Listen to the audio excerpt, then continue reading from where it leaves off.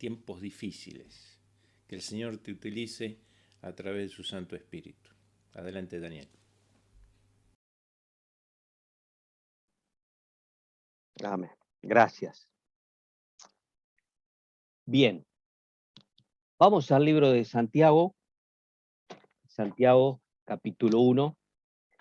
Santiago, me encanta cómo se presenta. Santiago podía haber dicho, aquí estoy, el medio hermano del Señor Jesucristo. Conocí a la Virgen María, pero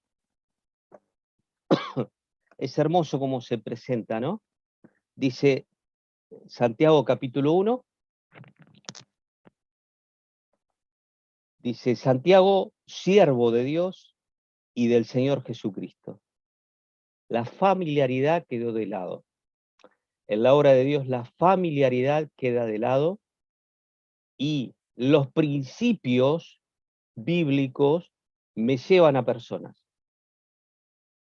No es que sigo personas por el hecho de seguirlas. Esos principios me llevan a las personas. Y Santiago dice, siervo de Dios y del Señor Jesucristo, a las 12 tribus que están en la dispersión, salud. Obvio que no es que estaba tomando algo, es un saludo de aquellos días, ¿no? Vamos a orar. Señor, te agradecemos por esta oportunidad de estar juntos a través de los kilómetros de distancia. Padre, te amamos. Gracias por esta oportunidad. Padre, es tu palabra la que empodera, potencia nuestra fe. Que tú te glorifiques, oh Dios. En el nombre de Cristo Jesús. Tú conoces cada corazón, cada vida. Nos ponemos a un costado para que la gloria, el poder de la palabra se manifieste. En su nombre, en el nombre de Cristo Jesús. Amén. Bien, tiempos difíciles. Cuando el Señor caminó por esta tierra, Él fue muy claro. Juan 16:33. Él dice, en el mundo tendréis aflicción. En dos sentidos. Cuando leemos aquel capítulo oscuro del Génesis, fue donde Adán y Eva desobedecieron a Dios y empezaron a experimentar emociones, sensaciones que no era el plan de Dios, como por ejemplo soledad, vergüenza, etc. Ahora, pasan los años y tenemos tiempos de guerra que en realidad a lo largo de la historia humana no llegan a 100. El Instituto para la Paz, que está en la ciudad de Estocolmo, ha hecho una historia, una estadística, y en miles de años de la humanidad, los tiempos de paz o el tiempo de paz no llegó a 100. El resto ha sido guerras. El primer matrimonio, Adán y Eva, tuvieron 2 hijos. ¿Qué sucedió? Uno mató al otro. Estamos en un mundo difícil, en un mundo caído, en un mundo que le dio la espalda a Dios. Y muchas de las cosas que nos suceden a los cristianos, quiero que me preste atención en esto, por favor. Muchas de las cosas que no suceden a los cristianos no es porque hayamos cometido un pecado, sino es a causa del pecado.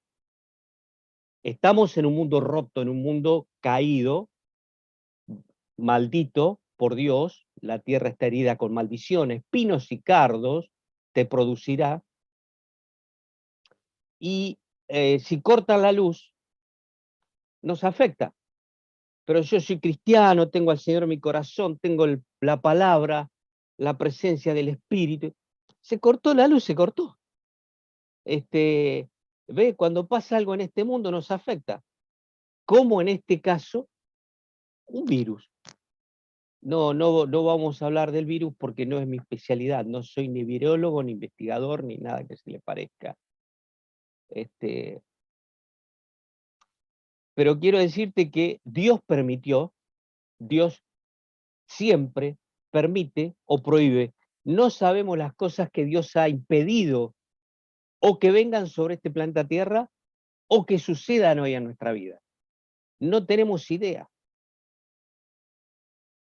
Pero estamos viviendo tiempos difíciles, sin lugar a dudas. Mire, hay 200 gobiernos mundiales en este momento.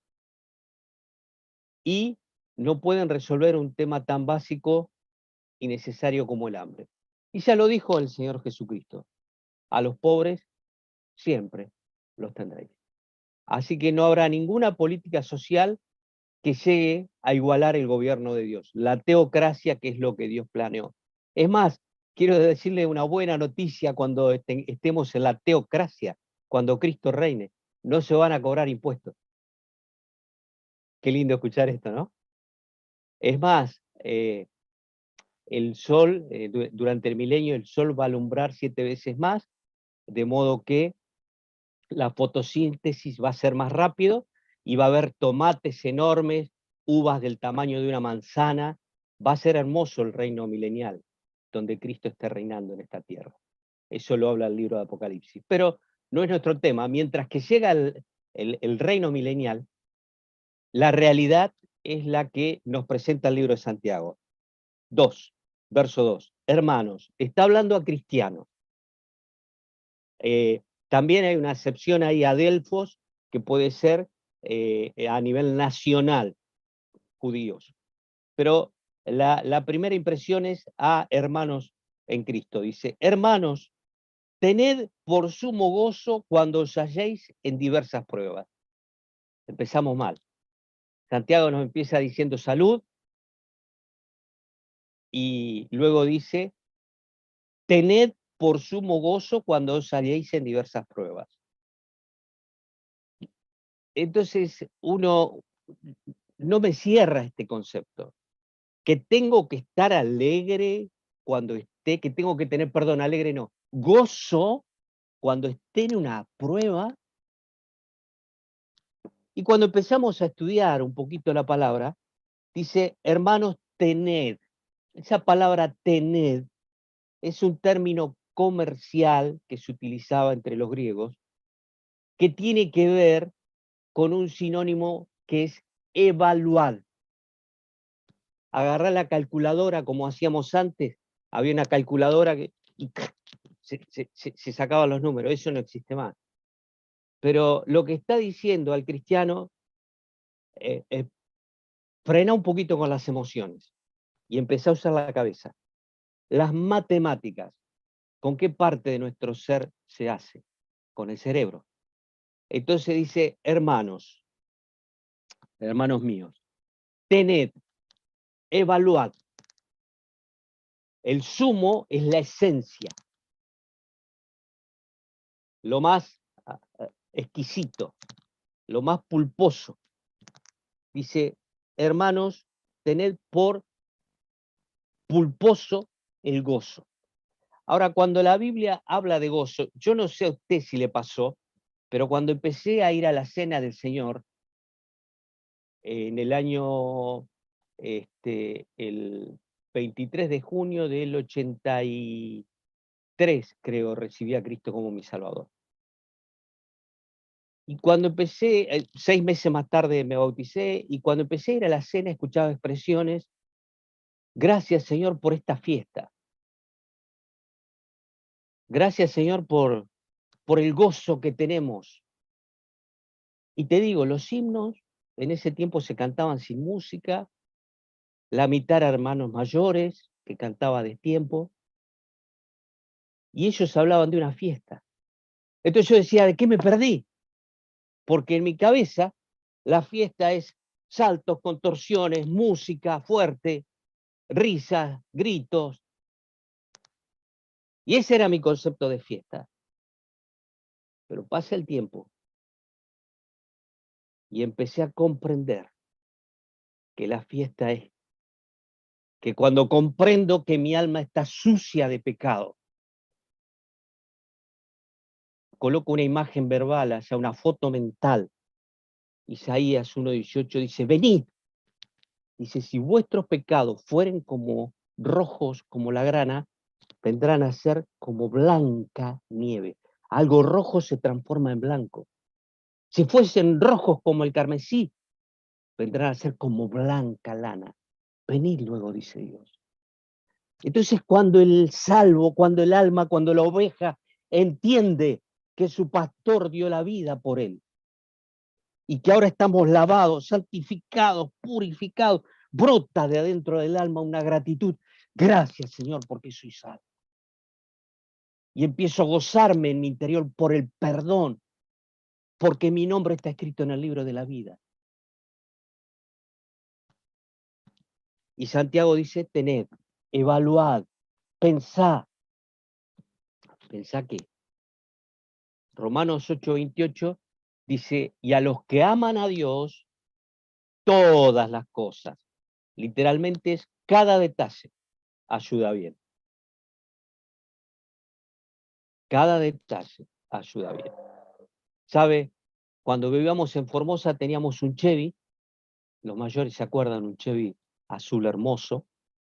Me lo había vendido alguien como una oportunidad. Era un auto común en aquel tiempo, ahora es de colección, con el tapizado beige de cuero, hermoso. Y tenía un guardabarro largo. Y tuvimos que venderlo porque una gota quedó en los cables de Entel, ahora Telecom, y se conectó con una señora que hacía llamadas a Escocia, creo, no recuerdo. La cuestión que en ese momento, casi 30 años atrás, me vinieron 1000 y pico de pesos de boleta de teléfono. Así que no entendía, señor, pero bueno, vamos a vender el Chevy. Lo lavé bien, le puse un bidón arriba, en Formosa, y enfrente estaban construyendo, tiene que ver con esto. Y cuando descargan los ladrillos, el camión hace marcha atrás, yo justo salgo a la puerta, y veo que hace marcha atrás y se detuvo el tiempo. Y el camión, un Bedford, venía hacia el Chevy. Y una uña del camión agarra el paragolpe, el guardabarro del otro lado, que yo no lo veía, y lo abre como una lata de sardina, como 50 centímetros. Y salgo y me agarro la cabeza y le digo, no, espera, por favor.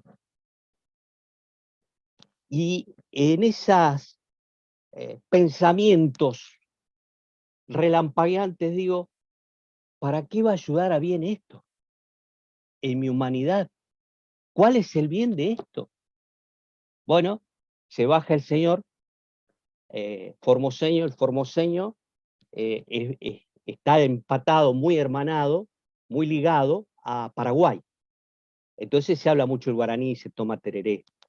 Entonces se baja y me dice, ¿qué pasó? Me dice, fue sin querer. Le digo, mirá, lo estoy vendiendo al auto. ¿Lo vendé? Sí, seguime. ¿Cómo le digo? Mi patrón quiere uno de estos. Hermano, 15 minutos tenía todo el dinero en la mano del auto. Todo lo que Dios obra es para bien. Dios tiene grandes regalos envueltos en papel de diario. Y tu mente y la mía jamás va a comprender, una mente finita jamás va a comprender al Dios infinito. Los caminos de Dios son perfectos, entonces yo tengo que doblegar, valga la redundancia, mi yo, mi ego, y empezar a pensar que el soberano Dios está en control. Mirá, cuando estaban echando los cimientos de los muros en el libro de Esdras, vino un edicto real que se detuvo la obra. Y uno dice, pero estábamos construyendo para ti, oh Dios, estamos queriendo avanzar, y permites que este hombre, cuando podías quitarle la vida, promulgue un edicto que detenga tu obra. Señor, ¿por qué no actúas en justicia? Dios dijo, no, muchachos, quiero trabajar en ustedes antes que a través de ustedes. Y luego Dios cambió esa situación. Y cantaban y había gozo, algarabía, como nunca antes por el templo terminado. Pero quiero decirte que estamos en un mundo roto y Santiago dice que debemos evaluar ante una prueba, no te dejes llevar por las emociones porque escucha este texto, te invito a que te lo memorices. Proverbio 28-26, dice así, el que confía en su propio corazón es necio. La palabra corazón ahí tiene que ver con el centro espiritual que da dirección a la vida, levav, corazón. En el Nuevo Testamento es cardía. Dice, el que confía en su propio corazón, en sus propias emociones, en su propia carne. El que confía en su propia carne es necio. La palabra necio no es una ofensa, es un adjetivo para aquel que tomaba malas decisiones. Tenía un vaso de agua fresca y un vaso de agua al sol. Y él por cabeza dura tomaba el agua del sol. ¿Entendés? Decidía mal. Entonces, el que confía en sus propias emociones decide mal. Dice, el que confía en su propio corazón es necio. Más, al contrario, un conectivo de contraste, más el que camina en sabiduría será librado. ¿Sabes qué es sabiduría? El principio de la sabiduría es temor a Dios. Job 28:28, Proverbios 1:7, y así está en el Salmo 111:10. 4 veces esa palabra aparece ese concepto. El principio de la sabiduría es el temor a Dios. Y sabiduría tiene que ver ahí no con algo intelectual, sino con conocimiento aplicado. Conocimiento aplicado. A ver, vamos a conocer algo, mejor dicho, a recordar algo. Y dice bien clarito, 1 Tesalonicenses, capítulo 5. ¿Qué dice? Dad gracias en todo. Así que cuando nos quebramos la pierna, tenemos que dar gracias. Cuando nos echan del trabajo, tenemos que dar gracias. ¿Sabe que la gratitud a Dios en obediencia le glorifica? Cuando usted tiene su niño y ve que los chicos tienen una capacidad para querer meter los dedos en el enchufe y van ahí con algo, con una hebilla, con un clavito, un alambrecito, algo, una pajita quiere meter en el enchufe. Y cuando usted le dice que no, ellos no van a entender. No comprende que los está cuidando. Es más, creen que usted es malo, mala. Es la mente del niño. Bueno, nosotros no tenemos que ser niños. Aunque no entendemos, la fe debe llevarnos a decir, Dios gracias. No entiendo por qué me quedé sin trabajo. No entiendo este virus. Pero te puedo asegurar que Dios está haciendo cosas. Y hermanos amados, Santiago es una voz desde el pasado, pero muy elocuente en el presente. En el mundo tendréis aflicción. Y dice aquí, cuando os halléis. ¿Sabe esa palabra halléis? En diversas pruebas. Es la misma palabra que usó el Señor cuando el Señor relataba historias. Dice que un hombre descendía de Jerusalén a Jericó, más bajo el nivel del mar. Por eso descendía. Dice, descendía de Jerusalén a Jericó y cayó en manos de ladrones. La palabra cayó es la misma palabra que está usando Santiago. Cuando os halléis, cuando caigáis en diversas pruebas. Creo que ninguno de nosotros se levantó esta mañana diciendo, bueno, hoy me van a echar el trabajo, bueno, hoy me voy a infectar de coronavirus, me voy a contagiar, bueno, hoy se va a morir un pariente,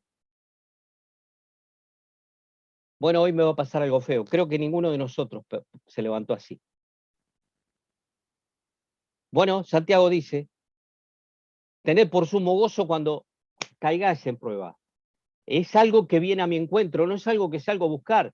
Nacemos con los niños, no sé si quizá hay algún profesional, la enfermera, la pediatra, el pediatra los levanta muchas veces y los pone de pie y los chicos mueven como si caminaran, los bebés recién nacidos. Eso es escapismo, se les llama. Y nosotros queremos escapar, queremos que nos sobre el dinero, tener salud, viajar, comprar otra casa, cambiar el auto y vivir la vida sin problemas, bien. Ahora, ¿cuál fue la vida de Cristo? El Rey de Reyes vino a este mundo y vivió una vida de adversidad. Y aquel que se identifique con Cristo, no digo que va a pasar problemas económicos, va a meterse en una zona de adversidad. ¿Por qué? Porque Satanás, su nombre es adversario. Pero también el sistema mundo no améis al mundo ni las cosas que están en el mundo. El sistema mundo que deifica al hombre y minimiza a Dios, se te va a poner en contra. Mire, como nunca estamos viviendo tiempos difíciles. Y por favor, no conozco a ninguno, no estoy hablando ahora de política en esto que voy a decir. Lo que sí te digo, estamos viviendo tiempos de oscuridad. Las leyes pro-abortistas apoyan movimientos LGTB y puede seguir la lista tan larga. Lenguaje inclusivo, etcétera, etcétera. Quiero decirte que tanta oscuridad no es sorpresa para Dios. Inclusive, el libro de Isaías dice, una grande oscuridad cubre las naciones, 61 y 2. 61 y 2. Pero sobre ti brilla la gloria del Señor. Quiero decirte esta mañana que hay oscuridad, que hay un virus, no es novedad, ¿no es cierto? Que hay problema económico, no hay novedad. Que te ahogan los impuestos, no es novedad. Que hay enfermedades, no hay novedad, no es novedad. Que hay luto, no es novedad. Que hay oscuridad, familiares amados no quieren creer en Cristo. Estamos viviendo un tipo de oscuridad cual nunca antes ha vivido la historia de la humanidad en cuanto a los gobiernos. Pero también va a experimentar los juicios de Dios, como ha pasado ya. Llegó un momento que vivían como los días de Noé, hasta que Dios dijo basta. Por eso quiero decir que, citando a Santiago, debemos hallar gozo en las pruebas. ¿Por qué? Porque cuando estés en prueba, aquí promete, cuando estés en adversidad, promete, va a producir la prueba, la adversidad, el tiempo difícil, dice, sabiendo que la prueba de vuestra fe produce paciencia. Mirá, te digo algo irrisorio prácticamente. Si la paciencia se vendería en bolsitas, sería un negocio más rentable que la Coca-Cola o que Apple. Si la paciencia se vendería en bolsitas, sería el negocio más rentable del mundo. No se consigue paciencia en bolsitas. La paciencia es el resultado de un proceso. Hay un himno bellísimo, ¿no? Cristo paciente, que tus pies los taladré. La prueba, la adversidad, el tiempo difícil, es para que vos y yo bajemos un cambio y tengamos paciencia. La palabra paciencia es capacidad de esperar. Vivimos en un mundo que es todo ya, llame ya, microondas, secarropas, es todo ya. Antes había que lavar la ropa, colgarla, esperar que la seque el sol. Pero hoy en las grandes ciudades, ¿qué lavarropa? Microondas, y podemos hablar de un montón de cosas más que acortan los tiempos. Por eso, hermanos queridos, quiero decirles que la prueba de vuestra fe, verso 3, produce paciencia. ¿Estás en tiempo difícil? Bueno, Dios quiere producir paciencia en tu vida. Lo primero, no te conozco, pero la Biblia dice que la adversidad, el tiempo difícil, es para que tú seas paciente. Aprende a esperar. Dios es paciente. Dice, la paciencia de Dios no viene Cristo en Pedro, porque es paciente para los que no creen.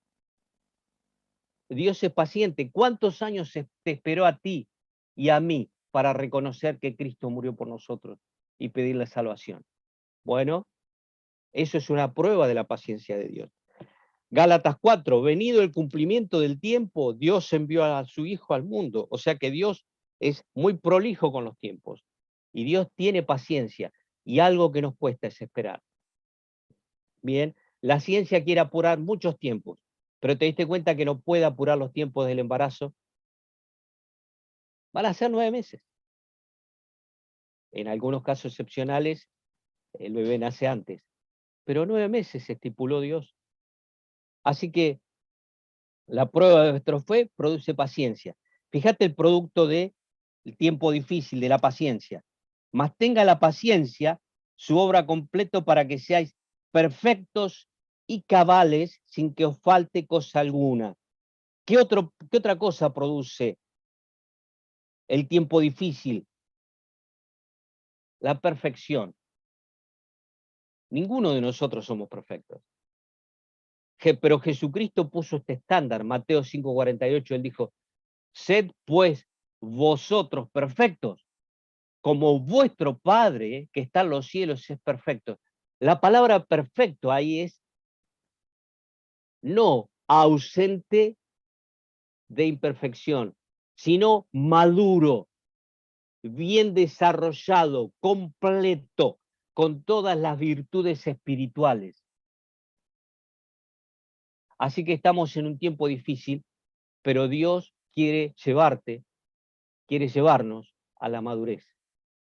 ¿Sabe?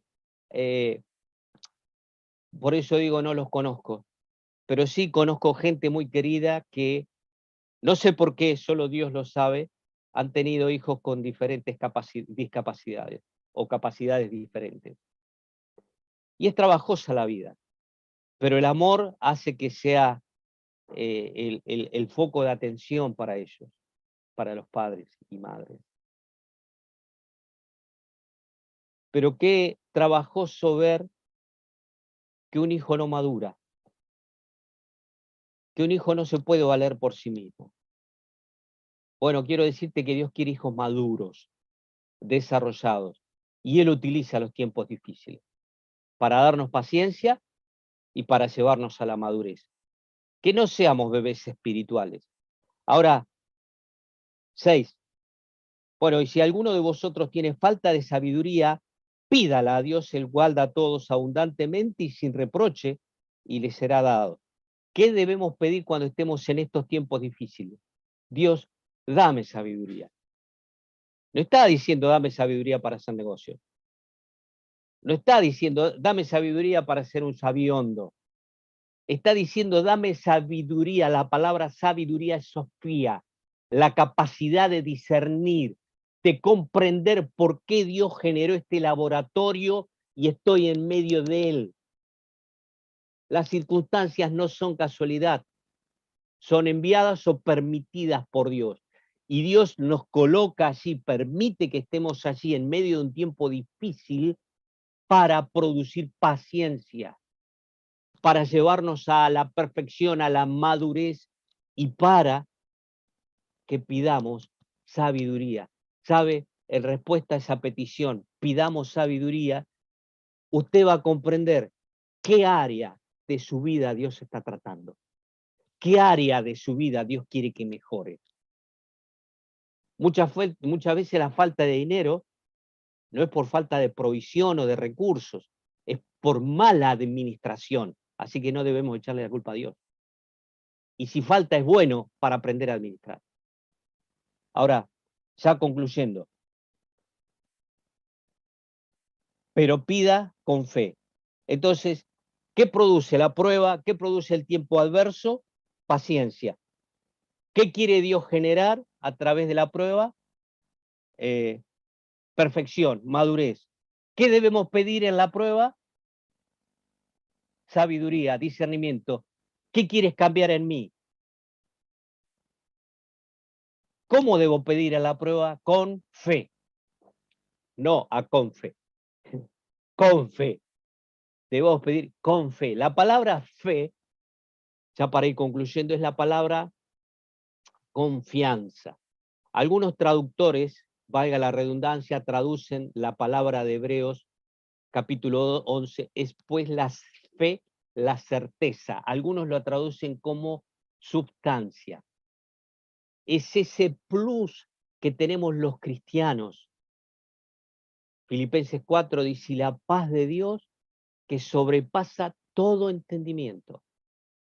Mire, hay un hermano muy querido acá en Monroe, la señora estaba embarazada y de golpe lo dejaron de su segundo hijo y lo dejaron cesante del trabajo. Fue de golpe. Y él, bueno, me fui a encontrar con él y digo, uy, va a estar destruido. Y salí fortalecido porque dice, mirá, estoy tan tranquilo, sé que Dios tiene algo mejor. Y dice, yo sé que Dios no se le escapó esta circunstancia. Así que quiero ser hallado fiel. Quiero que Dios me encuentre. Bueno, si tengo que estar en casa, atendiendo a mi familia, arreglando las cosas que no puedo hacer usualmente, profundizando la comunión. Así que digo, ¿para qué me encontré, no? Salí bendecido al final. Pero qué bueno es tener la sabiduría de Dios a la prueba.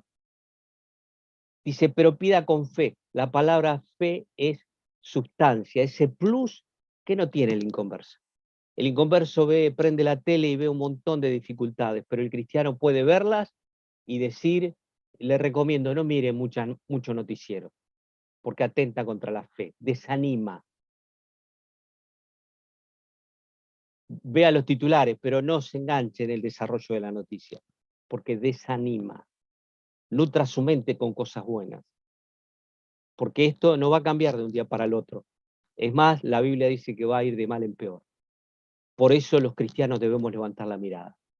Es más, como nunca somos testigos la generación que estamos viviendo, de qué fácil le va a ser gobernar al anticristo. Está desplegada la plataforma de despegue del anticristo. El libro tesalonicense dice, cuando digan paz y seguridad, vendrá sobre ellos de repente. Y sabe que el presidente de la ONU, en su discurso, nombró, creo que 4 veces la palabra paz y seguridad el otro día. Paz y seguridad. ¿Qué busca el mundo? Paz y seguridad. ¿Quién se lo va a dar? El anticristo.